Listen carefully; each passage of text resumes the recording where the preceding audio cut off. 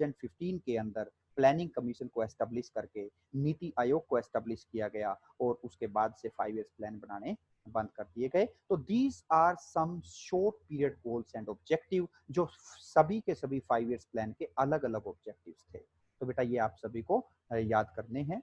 याद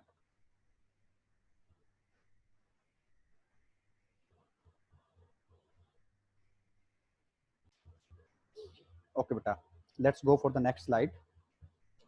The next topic is the features of economic policy pursued under the planning till 1991. बेटा यहाँ पे आपको समझना है कि economic policy are oftenly studied separately for the pre-1991 period and post-1991 period. Because बेटा in 1991 our government adopted the new economic policy with the liberalization, privatization and globalization. इसलिए बेटा हम इकोनॉमिक पॉलिसी के दो फेजेस देखते हैं, एक pre 1991 से पहले का टाइम और 1991 के बाद का टाइम। 1991 के बाद का टाइम हम आगे आने वाले चैप्टर्स में पढ़ेंगे, लेकिन यहाँ पे हमारा जो अभी टॉपिक है, now we will discuss the features of economic policy between the period of 1951 to 1991। 1991 जब हमने न्यू इकोनॉमिक पॉलिसी को अडॉप्ट किया है उससे पहले, और 1951 जब हमने 5 ईयर्स प्लान को स्टार्ट किया। ठीक है बेटा, तो what is the features of economic policy under the planning till 1991, meaning यहाँ पे हम पढ़ेंगे the time period between the 1951 to 1991। Okay, first feature is the heavy reliance on the public sector. Meaning बेटा ज्यादातर बिलीफ जो है, ज्यादातर जो रिलायंस किया गया वो पब्लिक सेक्टर के ऊपर किया गया। जितने भी हमारे 1991 से पहले के 5 इयर्स प्लान थे या जो भी इकोनॉमिक प्लानिंग इकोनॉमी के अंदर हुई, उसके अंदर ज्यादा मेजर रोल जो है वो किसको दिया गया? पब्लिक सेक्टर को दिया गया, गवर्नमेंट सेक्टर को दिया गया, सोशलिस्टिक इकोनॉमी को अडॉप्ट किया गया। तो यहाँ पे बेटा in industrial policy resolutions act 1956, IPR 1956, इसके अंदर 17 industries were reserve for the public sector. मतलब 17 इंडस्ट्री जो है वो गवर्नमेंट के लिए रिजर्व रखी गई and 12 industry for the private sector, meaning major role किसको दिया गया? पब्लिक सेक्टर को दिया गया, गवर्नमेंट सेक्टर को दिया गया। The second feature is regulated development of private sector. Private sector को भी डेवलप किया गया but it was regulated by the public sector. Private industries को भी डेवलप किया गया, लेकिन उनको रेगुलेट किसने किया, उनको कंट्रोल किसने किया? गवर्नमेंट सेक्टर ने किया।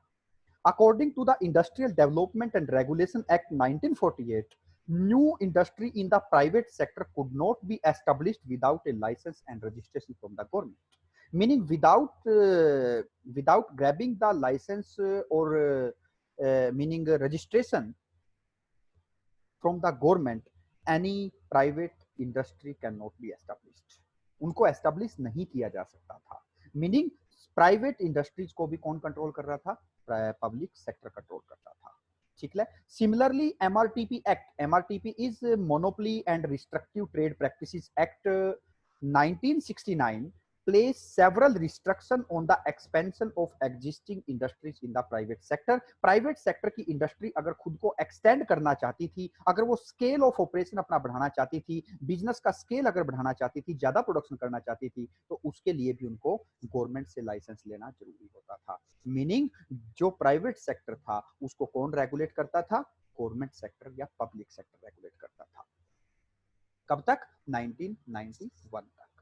Next one is protection of small scale industry and regulation of large scale industry. Small scale industry को प्रोटेक्ट किया गया और लार्ज स्केल इंडस्ट्रीज को रेगुलेट किया गया। तो यहाँ पे बेटा large scale industries was regulated through the several act like MRTP, MRTP act के थ्रू या फिर इंडस्ट्रियल पॉलिसी रिजोल्यूशन एक्ट के थ्रू क्या किया गया? लार्ज स्केल इंडस्ट्रीज को पब्लिक सेक्टर ने रेगुलेट किया एंड स्मॉल स्केल इंडस्ट्री को प्रोटेक्शन दी गई फॉरेन कंपटीशन से, ज्यादा बाहर से कंपटीशन को जो है इनकरेज नहीं किया गया।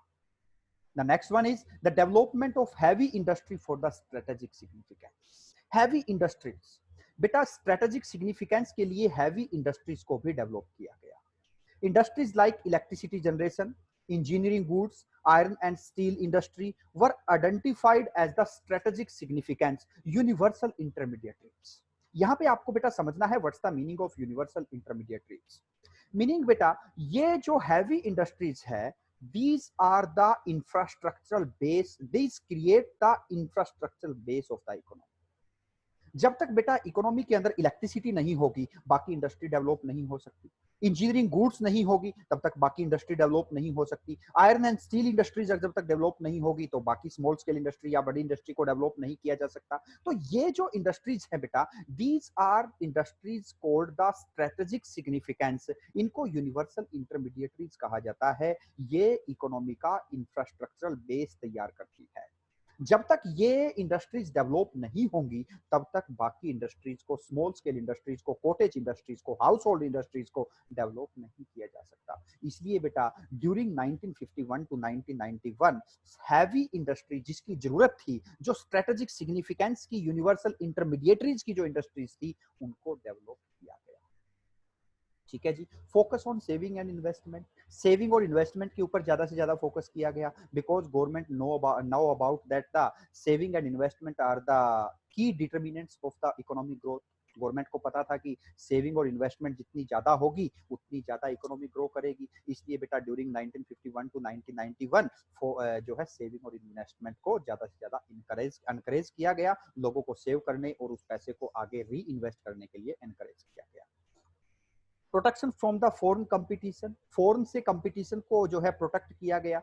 जो स्मॉल स्केल इंडस्ट्रीज थी, जो कॉटेज इंडस्ट्रीज थी, जो हमारी हैंडीक्राफ्ट इंडस्ट्रीज थी, उनको प्रोटेक्शन प्रोवाइड की गई। कैसे प्रोटेक्शन प्रोवाइड की गई? हाई इंपोर्ट ड्यूटी, बाहर से कोई भी गुड्स अगर इंपोर्ट होती थी तो उसके ऊपर हाई इंपोर्ट ड्यूटी लगाई जाती थी, जिससे वो गुड्स हमारे देश के अंदर कुछ महंगी हो जाती थी और उस गुड्स की सेल जो है वो कम हो जाती थी। एंड क्वांटिटिव रिस्ट्रिक्शन लगा दी जाती थी, कोटा फिक्स कर दिया जाता था कि you can import that particular things but not more than कि आप जो है सपोज दैट कि मोबाइल फोन को इंपोर्ट कर सकते हैं लेकिन 10,000 से ज्यादा इंपोर्ट नहीं किए जा सकते। तो 10,000 क्या है? It is a quantitative restriction.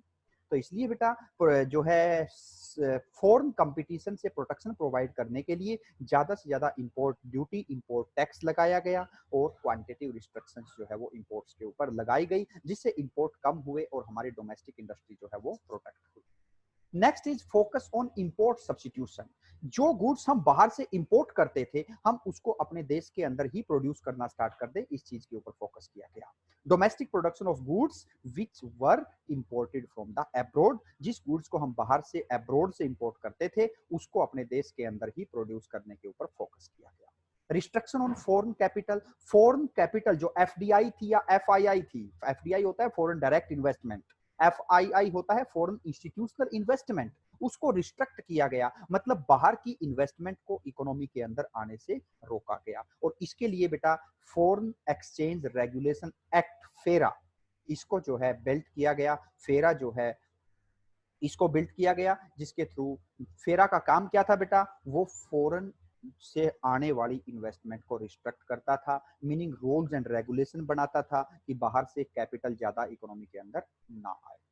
ठीक है जी। एंड नेक्स्ट सेंट्रलाइज्ड प्लानिंग, 1951 से 1991 तक हमारी जो प्लानिंग थी बेटा वो सेंट्रलाइज्ड प्लानिंग थी, मतलब वो प्लानिंग कौन करता था? सेंट्रल गवर्नमेंट करती थी। किस ऑब्जेक्टिव से? सोशल वेलफेयर के ऑब्जेक्टिव से। So these are some features of our economic planning during the period of 1951 to 1991। क्या क्या था?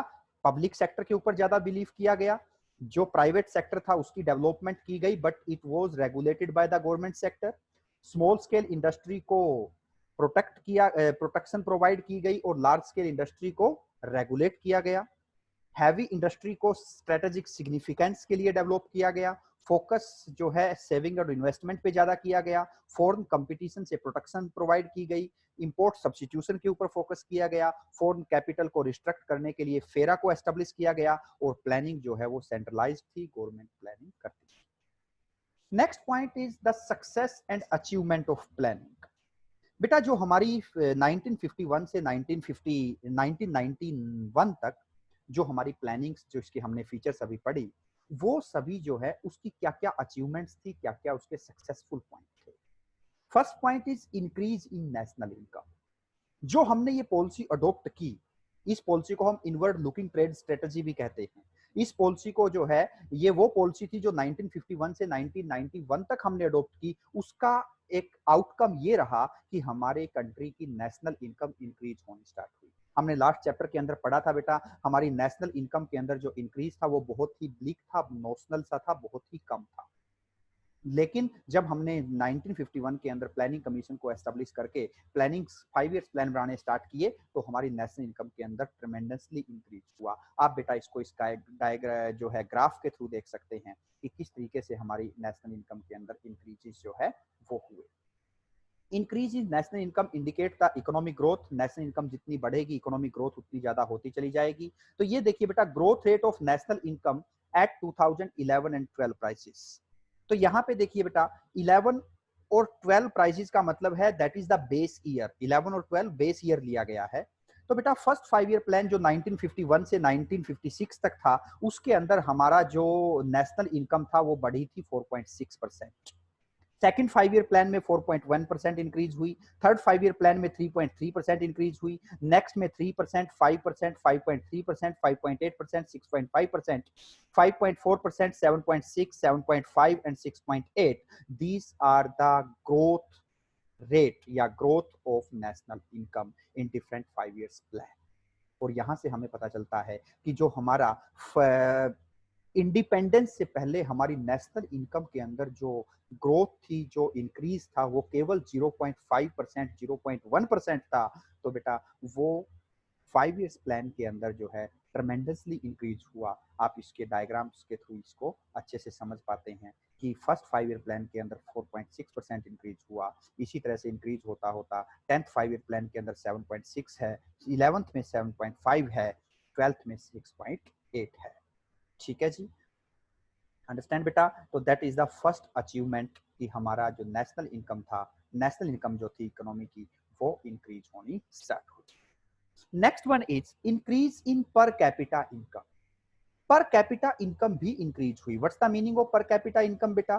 पर capita income means average income, per person income इसको कह सकते हैं।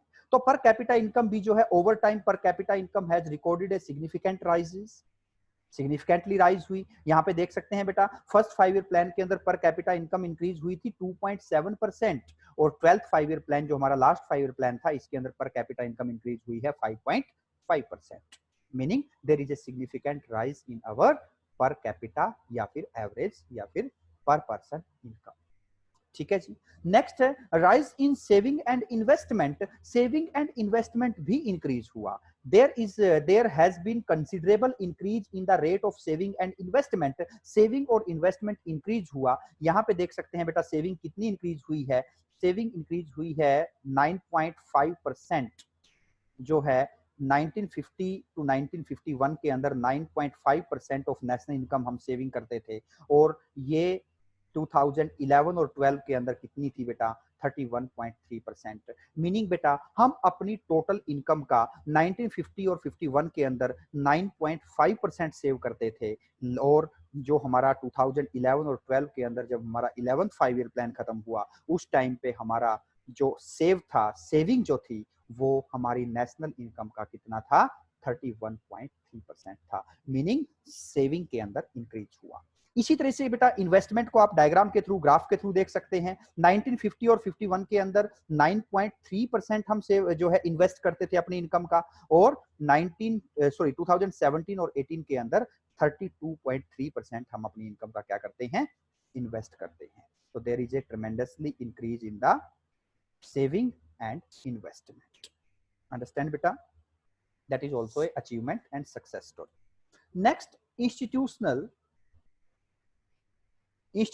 and technical change in agriculture. Agriculture के अंदर भी इंस्टीट्यूशनल एंड टेक्निकल दोनों ही चेंजेस आए। जैसे थ्रू द लैंड रिफॉर्म्स किए गए। जैसे जो स्कैटर्ड एंड फ्रेगमेंटेड होल्डिंग थी, उस स्कैटर्ड एंड फ्रेगमेंटेड होल्डिंग को कंसोलिडेट किया गया। जो छोटे छोटे टुकड़े जमीन के लोगों के पास थे, उनको इकट्ठा करके बड़े बड़े जो है कंसोलिडेट उनको कर दिया गया।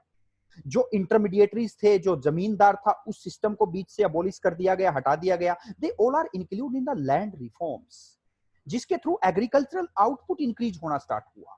जो हमारी मीनिंग हम कह सकते हैं कॉलोनियल पीरियड्स के अंदर जो हमारी एग्रीकल्चर की प्रॉब्लम थी, जो बीच में जमींदार होता था, जो लैंड रेवेन्यू सिस्टम हमारा था, जो स्कैटर्ड एंड फ्रेगमेंटेड होल्डिंग थी, परमानेंट मींस ऑफ इरिगेशन नहीं था, उन सब चीजों को अबोलिश, उन चीजों को हटाने की कोशिश की गई। जिसके थ्रू एग्रीकल्चरल आउटपुट इंक्रीज हुआ. They all are include in the land reforms. Next one is through the improvement in technology. नई नई टेक्नोलॉजी के थ्रू हमने एग्रीकल्चर करना स्टार्ट किया. Like we started using the HYV seeds, high yield variety seeds को use करना हमने start किया. हमने जो है meaning mechanised means of farming को यूज किया. हमने सीड ड्रिल्स हो गया, हमारा कल्टीवेटर है, हार्वेस्टर है, थ्रेसर है, कंबाइन है, इन चीजों के थ्रू हमने एग्रीकल्चर को करना स्टार्ट किया. हमने नए नए परमानेंट मींस ऑफ इरिगेशंस को डेवलप किया. These are the improvement in technology in the agriculture, जिसके थ्रू क्या हुआ बेटा, एग्रीकल्चरल आउटपुट इंक्रीज हुआ. That is also a success story of planning 5 years plan या प्लानिंग इकोनॉमिक प्लानिंग. अंडरस्टैंड बेटा. Next one is the growth and diversification of industry. Industry को grow किया गया और डाइवर्सिफाई किया गया. यहां पे वर्ड आता है बेटा diversification. What is the meaning of diversification? Diversification means बेटा वैरायटीज ऑफ इंडस्ट्रीज को स्टार्ट किया गया. सॉरी, पहले जो है लिमिटेड इंडस्ट्रीज जो है इकोनॉमी के अंदर एस्टेब्लिश थी, लेकिन बाद में varieties of industry, numbers of industries को एस्टेब्लिश किया गया, बहुत सारी इंडस्ट्रीज को एस्टेब्लिश किया गया. अब यहाँ पे आप देख सकते हैं बेटा, growth rate of industrial production has been around 7% पर एनम. इंडस्ट्रियल प्रोडक्शन की ग्रोथ रेट 5 years प्लान के अंडर कितनी थी? 7% पर एनम जो है हर साल इंडस्ट्रियल प्रोडक्शन कितना इंक्रीज होता था? 7%, 1951 से 1991 तक. Consumer goods industry has substantially grow to achieve the level of self sufficiency. बहुत सारी कंज्यूमर गुड्स इंडस्ट्रीज को एस्टेब्लिश किया गया, बहुत सारे कंज्यूमर्स प्रोडक्ट को जो है डेवलप किया गया, बनाया गया, जिसके थ्रू जो है सेल्फ सफिशिएंसी इंक्रीज हुई. Indian economy is now rank as the 10th largest industrial economy in the world.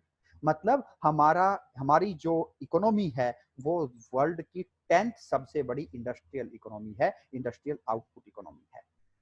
समझ में आएगा बेटा? तो that is also a success story of 5 years plan या फिर इकोनॉमिक प्लानिंग की. इंडस्ट्रीज को डाइवर्सिफाई किया गया, वैरायटीज ऑफ इंडस्ट्री स्टार्ट की गई, वैरायटीज ऑफ प्रोडक्ट जो है हमने बनाने स्टार्ट किए और इंडस्ट्रीज को ग्रो किया गया. नेक्स्ट है बेटा economic infrastructure.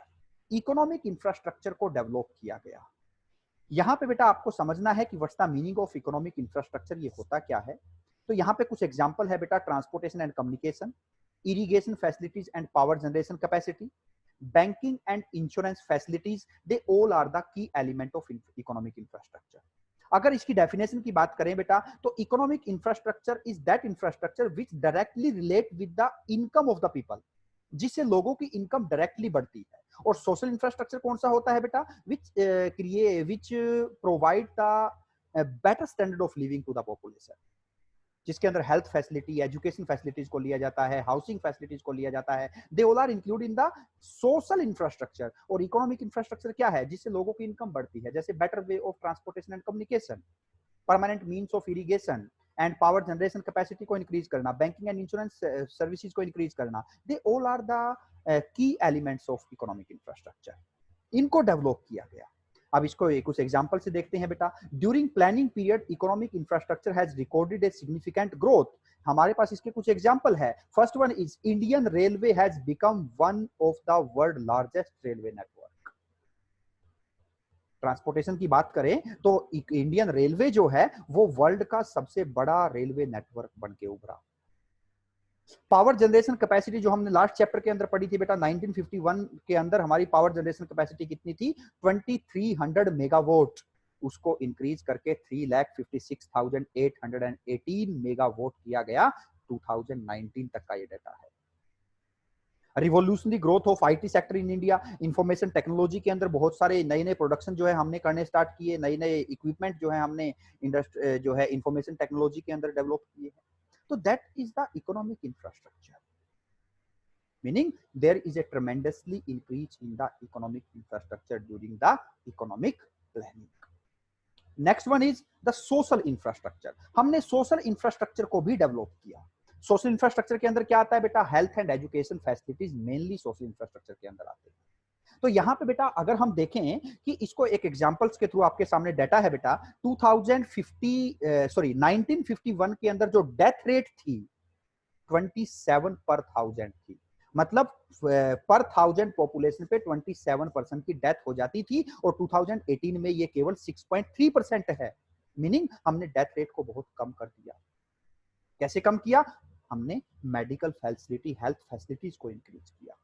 Next one is life expectancy. 1951 के अंदर लाइफ एक्सपेक्टेंसी जो है वो 32 इयर्स थी और अब 69.4 है। I think you all are aware about the life expectancy. Life expectancy is the average life of a person. एक पर्सन एवरेज कितने साल तक जिंदा रहता है? 1951 के अंदर 32 इयर्स था और 2018 के अंदर अप्रोक्सीमेट 70 इयर्स जो है इसको कर दिया। That is possible because of good health facility, good medical facilities. मतलब हमने हेल्थ फैसिलिटीज को इंक्रीज किया है, हेल्थ फैसिलिटीज को हमने इंप्रूव किया है। समझ में आएगा बेटा? ये हमने डेथ रेट और लाइफ एक्सपेक्टेंसी रेट दोनों के साथ इसको कंपेयर कर लिया। दूसरा, एजुकेशनल फैसिलिटीज के अकॉर्डिंग कैसे हमने एजुकेशन को किस तरह से डेवलप किया है, तो यहां पे देखेंगे बेटा, as regards educational facilities the numbers of school going students has increase 3 times and college students 5 times.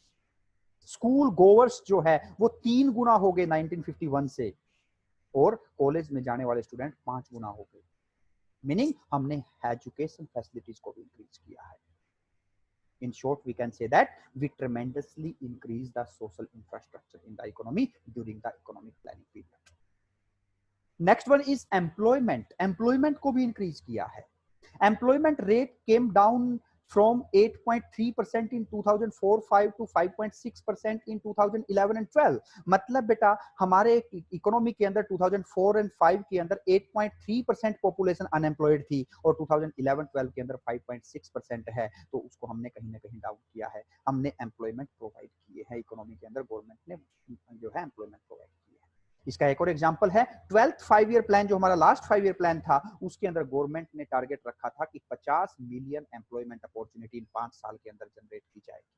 Meaning कहीं ना कहीं इन 5 ईयर्स प्लान के अंदर प्लानिंग कमीशन ने जो 5 ईयर्स प्लान बनाए उसके अंदर फुल एम्प्लॉयमेंट को अचीव करने के तरफ भी जो है काम किया गया। The next one is international trade. International trade को भी हमने ग्रो किया। What's the meaning of international trade? Export and import of goods from rest of the world to to the rest of world. या हम बाहर से import करते हैं या बाहर एक्सपोर्ट करते हैं, that export and import is called the international trade. So during plans, the volume, direction and composition of foreign trade have changed significantly.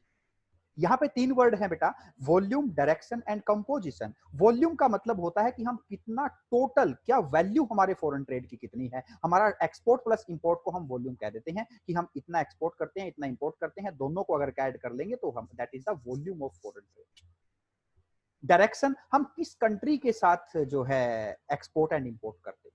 And composition, हम किस टाइप की गुड्स का एक्सपोर्ट एंड इंपोर्ट करते हैं।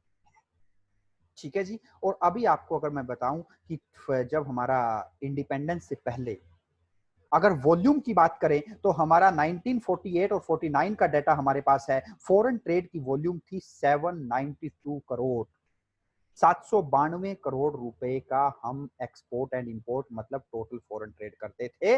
और 2018 और 19 के अंदर ये एक्सपोर्ट और इंपोर्ट कितना था, फॉरेन ट्रेड कितना था, 59,02,036 करोड़। हमने इसको कई गुना इंक्रीज किया है, मैनी टाइम्स इसको इंक्रीज किया है। Meaning volume of foreign trade tremendously increase हुई है। इसी तरीके से डायरेक्शन की बात करें तो बेटा इंडिपेंडेंस से पहले हमारी डायरेक्शन किस तरफ थी? ब्रिटेन के साथ हम मेनली एक्सपोर्ट एंड इंपोर्ट करते थे।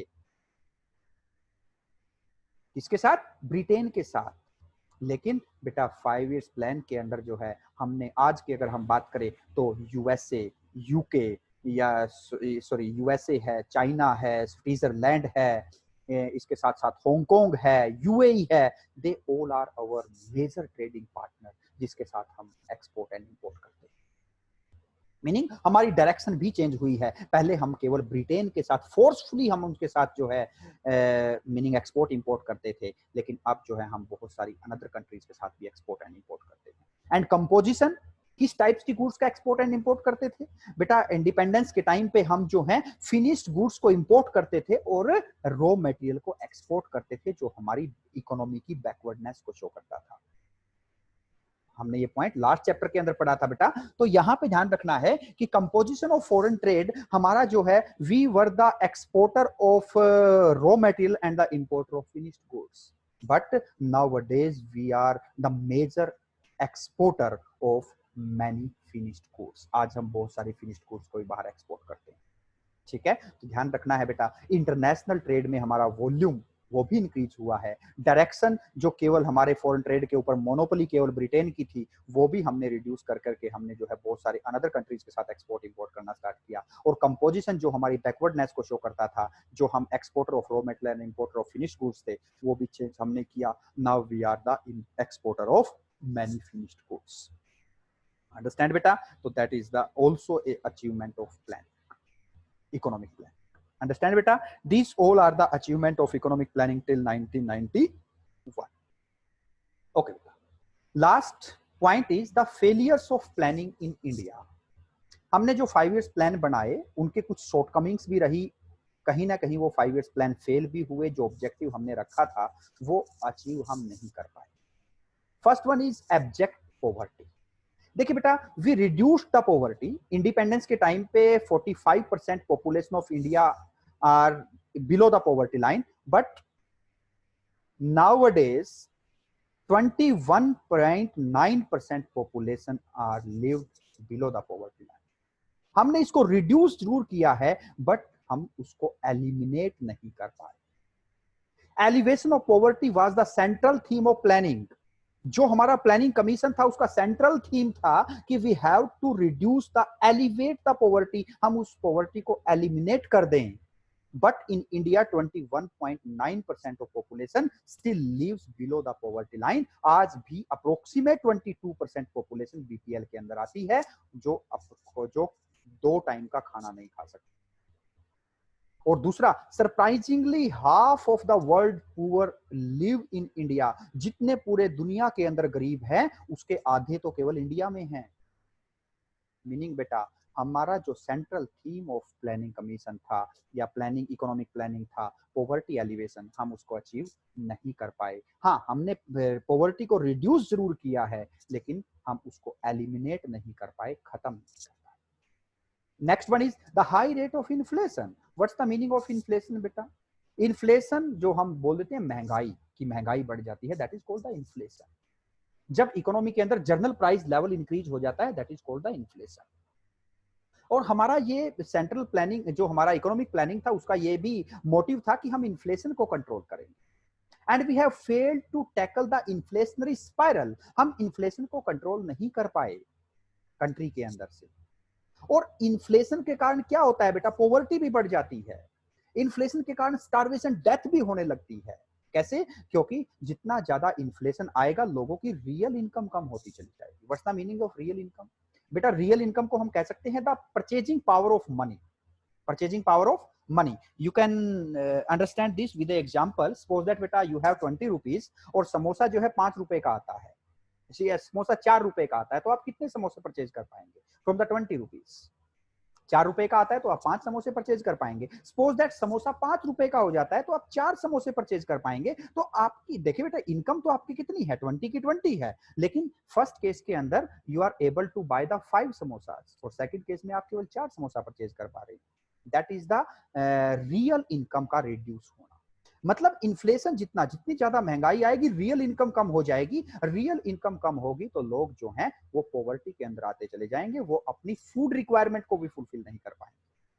तो इसलिए बेटा, we have failed to tackle the inflationary spiral. हम महंगाई को कंट्रोल नहीं कर पाए, and because of inflation real income of the people has tendency to be erode. लोगों की रियल इनकम कम हो जाती है और वो पॉवर्टी के अंदर चले जाते हैं। मतलब inflation is also A causes of poverty, और हम उस इन्फ्लेशन को कंट्रोल नहीं कर पाए। Next one is unemployment crisis. बेटा, हमने बहुत सारी एम्प्लॉयमेंट अपॉर्चुनिटी जनरेट की, गवर्नमेंट ने बहुत सारी numbers of employment opportunity generate की, लेकिन बेटा फुल एम्प्लॉयमेंट सिचुएशन को हम अचीव नहीं कर पाए। यहां पे डेटा हमारे पास है। At the end of first plan first plan कब खत्म हुआ था बेटा? इन 1956 53 लाख पर्सन वाज अनएम्प्लॉयड। उस टाइम पे 23 लाख लोग अनएम्प्लॉयड थे। और मार्च 2016 के अंदर जब हमारा 12th 5 ईयर प्लान था, उसके अंदर जो है 4.35 करोड़ लोग क्या थे? अनएम्प्लॉयड थे। परसेंटेज पॉपुलेशन के according percentage of unemployment unemployed person कम हुई है, लेकिन नंबर ऑफ अनएम्प्लॉयड बढ़ जाते हैं। मीनिंग बेटा हम फुल एम्प्लॉयमेंट सिचुएशन को अडॉप्ट नहीं कर पाए, अचीव नहीं कर पाए। That is also the failure of our planning. ठीक है जी। Next one is inadequate infrastructure. हमने इंफ्रास्ट्रक्चर के अंदर रिवोल्यूशनरी चेंजेस किया। हमने इंफ्रास्ट्रक्चर, इकोनॉमिक इंफ्रास्ट्रक्चर को भी बढ़ाया, हमने जो है सोशल इंफ्रास्ट्रक्चर को भी इंक्रीज किया, लेकिन बेटा वो एडिक्वेट नहीं था। अकॉर्डिंग टू पॉपुलेशन आज भी हमारा इकोनॉमिक एंड सोशल इंफ्रास्ट्रक्चर दोनों ही डाउन है। Development of infrastructure including power, road, dam, school, colleges, hospital, bridge continues to be inadequate despite the 67 years of planning. हमने 67 years तक प्लानिंग की, लेकिन हम adequate infrastructure को अवेलेबल नहीं करवा पाए। हमने इंक्रीज किया, लेकिन वो सिग्निफिकेंट नहीं था, वो सफिशिएंट नहीं था। समझ में आएगा बेटा? Last point is skewed distribution. बेटा equitable distribution of income was the central theme of our planning. कि हमारा इनकम का डिस्ट्रीब्यूशन कैसा होना चाहिए? इक्वल होना चाहिए। लेकिन फिर भी आज तक हम इक्वल डिस्ट्रीब्यूशन ऑफ इनकम को अचीव, इक्विटेबल डिस्ट्रीब्यूशन को अचीव नहीं कर पाए। अगर हम उसको अचीव कर पाते तो बेटा आज रिजर्वेशन देने की क्या जरूरत? क्यों गवर्नमेंट को रिजर्वेशन देना पड़ता है? क्यों गवर्नमेंट कहती है कि he is a economically weaker section, he is a socially weaker section? क्यों आज भी एससी और एसटी है? अगर सोशल इक्वालिटी आ जाए तो एससी एसटी का डिफरेंस खत्म हो जाएगा, जनरल और एससी का डिफरेंस खत्म हो जाएगा, बीसी कैटेगरी नहीं रहेगी। अगर इकोनॉमिक मीनिंग इकोनॉमिकली इक्विलिब्रियम या इकोनॉमिकली मीनिंग हम कह सकते हैं इक्वालिटी आ जाती है, तो बेटा यहाँ पे वीकर सेक्शन को रिजर्वेशन देने की जरूरत नहीं पड़ेगी। लेकिन आपको पता है बेटा आज भी वीकर सेक्शन को रिजर्वेशन दिया जाता है। सोशल बेसिस पे, मतलब कास्ट सिस्टम के ऊपर रिजर्वेशन दिया जाता है। मीनिंग आवर प्लानिंग या जो है planning commission not achieve the not achieve the equal and equitable distribution of income थी। हमने उसको अडॉप्ट नहीं किया, हम उसको अचीव नहीं कर पाए। So this is the last point कि economic and social equality was considered as the principal goal of the planning, but widening economic and social inequality had forced to the government to offer a reservation in jobs to the economically and the socially weaker section of the society. Government को मजबूरी में आज भी social और economic weaker section को reservation देना पड़ता है। मीनिंग हमारा जो डिस्ट्रीब्यूशन ऑफ इनकम है ये इक्विटेबल नहीं हो पाया, ये आज भी स्क्विड डिस्ट्रीब्यूशन है। समझ में आएगा बेटा? तो that is the last point कि हमारे फेलियर्स क्या क्या थे। तो there are the 5 points in the failures of the planning. Object the poverty, हम पॉवर्टी को एलिमिनेट नहीं कर पाए। हाई रेट ऑफ इन्फ्लेशन है, हम इन्फ्लेशन को कंट्रोल नहीं कर पाए। फुल एम्प्लॉयमेंट सिचुएशन को अडॉप्ट नहीं कर पाए। एडिक्वेट इंफ्रास्ट्रक्चर प्रोवाइड नहीं कर पाए और डिस्ट्रीब्यूशन ऑफ इनकम को इक्वल नहीं कर पाए।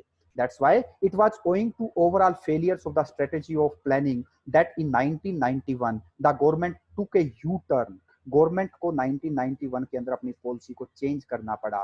From the policy of control and regulation, जो कंट्रोल एंड रेगुलेशन की पॉलिसी को अडॉप्ट किया हुआ था, उससे मार्केट ड्रिवन ग्रोथ प्रोसेस, मतलब न्यू इकोनॉमिक पॉलिसी, जो हम आगे आने वाले चैप्टर्स के अंदर पढ़ेंगे, न्यू इकोनॉमिक पॉलिसी जिसको एलपीजी, लिबरलाइजेशन, प्राइवेटाइजेशन, ग्लोबलाइजेशन कहा जाता है, 1991 के अंदर उसको अडॉप्ट करना पड़ा because of failures of the planning.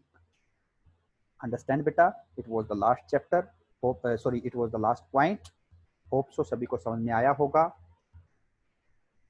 कोई क्वेरी है तो बेटा आप जब भी क्लास के अंदर वापस आएंगे तो उस टाइम पे आप क्वेरी ले सकते हैं।